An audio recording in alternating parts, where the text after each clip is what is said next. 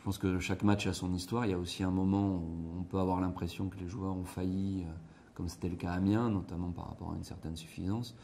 Aujourd'hui, je pense que c'est un peu différent et ça sert pas forcément à grand chose de les enfoncer quand ils sont déjà très affectés. Là, je pense qu'il faut aussi avoir un discours plus constructif et leur dire que tout n'est pas tout le talent qu'on a vu au mois d'août et au mois de septembre n'a pas disparu en un mois. Donc, encore une fois, on a toujours l'impression de l'extérieur, parce que c'est vrai qu'on est tellement frustré de voir ces matchs-là et de se dire c'est pas possible que des joueurs de ce niveau-là fassent des matchs pareils.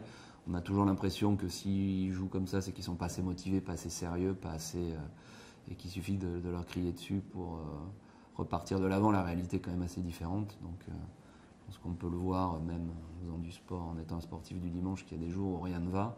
Et il faut aussi l'accepter et il ne faut pas non plus tout mettre sur une prétendue mauvaise attitude des joueurs qui n'en auraient rien à faire du club, qui n'en auraient rien à faire de leur carrière. C'est quand même, c'est pas le cas. Hein. Il ne faut pas s'imaginer que les joueurs sortent en boîte de nuit après les matchs quand ils ont perdu 1-0 et qu'ils n'en ont rien à faire. Donc voilà, il faut adapter. Je pense qu'aujourd'hui, on l'a vu à Rennes, ils sont un peu au fond du trou, donc ils ont 15 jours pour se laver la tête. Un certain nombre d'entre eux sont partis en sélection, il y en a 9 en comptant les jeunes. Ça peut être aussi une occasion de sortir du cadre au jour le jour du club qui finit par être un peu pesant quand on a un mois aussi mauvais.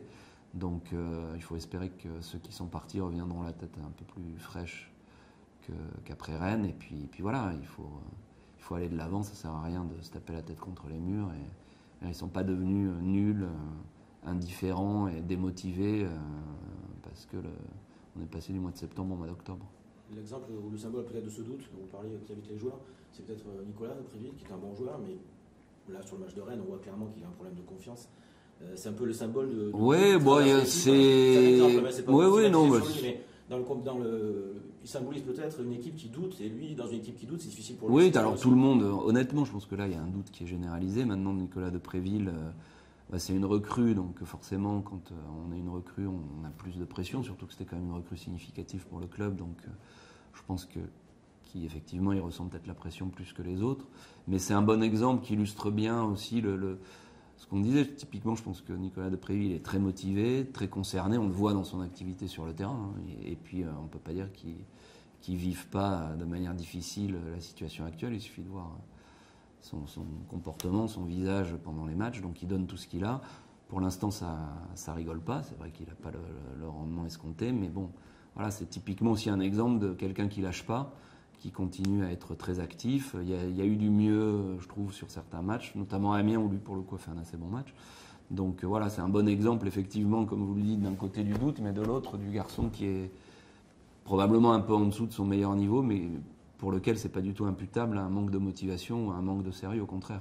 Donc c'est là aussi où il faut adapter le discours. Je pense que typiquement, ça sert à rien de rabâcher à Nicolas de Préville, qu'il n'a pas marqué depuis qu'il est là, il le sait. Et c'est plutôt avoir un discours constructif. Et ça viendra.